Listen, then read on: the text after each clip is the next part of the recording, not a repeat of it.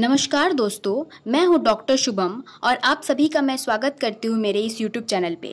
तो आज की इस वीडियो में हम बात करेंगे हाइपरटेंशन के बारे में।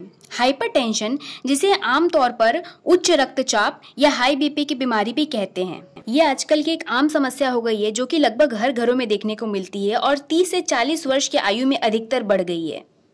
हाई बीपी की समस्या आजकल के लोगों में खराब लाइफस्टाइल की वजह से देखने को मिलती है। इसी कारण हम इसे लाइफस्टाइल डिजीज भी कहते हैं।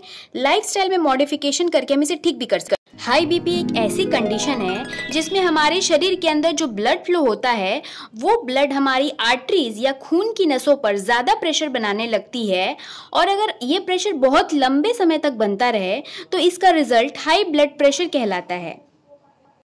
हाई ब्लड प्रेशर को साइलेंट किलर भी माना जाता है क्योंकि काफ़ी लोगों के अंदर हाइपरटेंशन के कोई लक्षण नहीं दिखते हैं, जिसके कारण वे इसका समय पे इलाज नहीं ले पाते हैं और आगे चलकर उन्हें गंभीर बीमारियों का सामना भी करना पड़ सकता है। हाइपरटेंशन को हम सिस्टोलिक और डायस्टोलिक में मापते हैं। हमारे बॉडी का नॉर्मल हाइपरटेंशन 120 सिस्टोलिक और डायस्टोलिक में 80 रहता है, जो कि +-10 हो सकता है। +-10 को भी हम नॉर्मल बीपी ही बोल सकते हैं। और हाइपरटेंशन दो प्रकार के होते हैं, प्राइमरी हाइपरटेंशन या स्टेज 1 हाइपरटेंशन और सेकेंडरी हाइपरटेंशन यानी स्टेज 2 हाइपरटेंशन। प्राइमरी हाइपरटेंशन में सिस्टोलिक 120 से ज्यादा होने लगता है, यानी कि 130 से 139 के बीच रहता है, और डायस्टोलिक 80 से 89 के बीच में रहता है, तो इसे हम स्टेज 1 हाइपरटेंशन कहते हैं। और स्टेज 2 हाइपरटेंशन में सिस्टोलिक 140 से हायर हो जाता है। टाइप 2 हाइपरटेंशन ज्यादातर गंभीर बीमारियों में दिखाई देता है, जैसे कि हार्ट अटैक, हार्ट स्ट्रोक इत्यादि समस्या। अब हम देखते हैं हाइपरटेंशन के कारणों के बारे में। हाइपरटेंशन का जो मेन कारण है वो है मोटापा। तो अगर आपको मोटापा यानी कि ओबेसिटी की समस्या है तो अपना बीपी समय पर समय मॉनिटर कराते रहें। इसका दूसरा कारण है सेडेंटरी लाइफस्टाइल। सेडेंटरी लाइफस्टाइल मतलब आपका पूरे दिन में चलना फिरना बहुत कम होता है, फिजिकल वर्क बहुत कम होता है, तो उसे हम सेडेंटरी लाइफ कहते हैं। इसका जो नेक्स्ट कारण है वो है high sodium intake diet. High sodium intake diet, जब हम खाने में नमक की मात्रा ज़्यादा करने लगते हैं या जैसे पैकेज्ड फूड में सोडियम की मात्रा बहुत हाई होती है, तो हाई सोडियम लेने से हमारे बॉडी में सोडियम रिटेंशन होने लगता है, जिसके कारण आपको हाई बीपी की समस्या हो सकती है। इसके अलावा एक्सेसिव अल्कोहल कंजम्पशन में भी हाइपरटेंशन बढ़ सकता है। लो फाइबर कंटेंट डाइट से भी आपको हाइपरटेंशन हो सकती है। इसके अलावा अगर आप प्रोलॉन्ग्ड स्ट्रेसफुल कंडीशन लीड कर रहे हैं, अगर आपको स्ट्रेस की समस्या है, तो फिर आप हाइपरटेंशन के शिकार हो सकते हैं।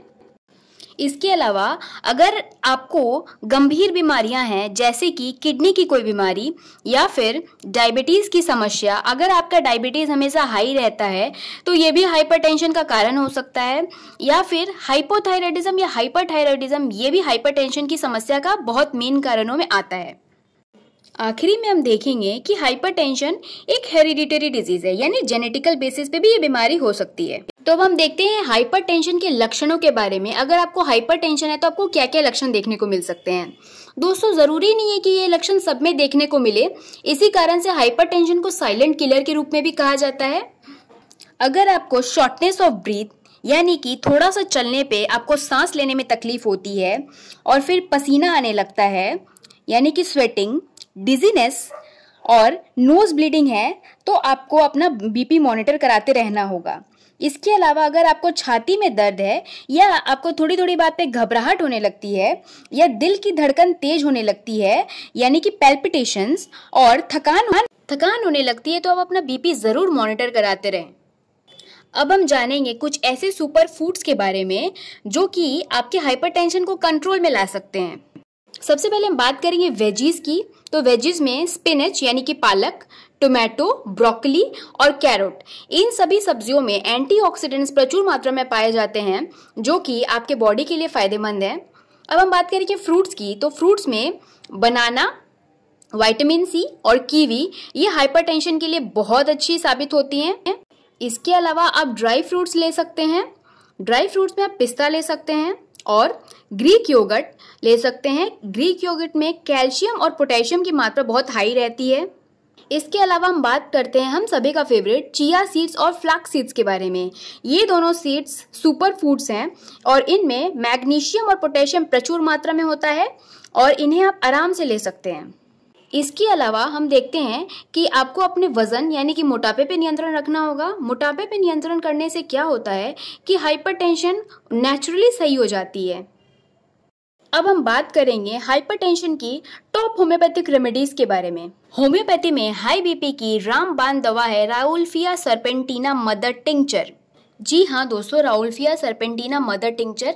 अगर आपको अपना बीपी कंट्रोल में करना है तो इसे आधे कप पानी में सुबह में 10 बूंद और शाम को 10 बूंद इतनी मात्रा में लें।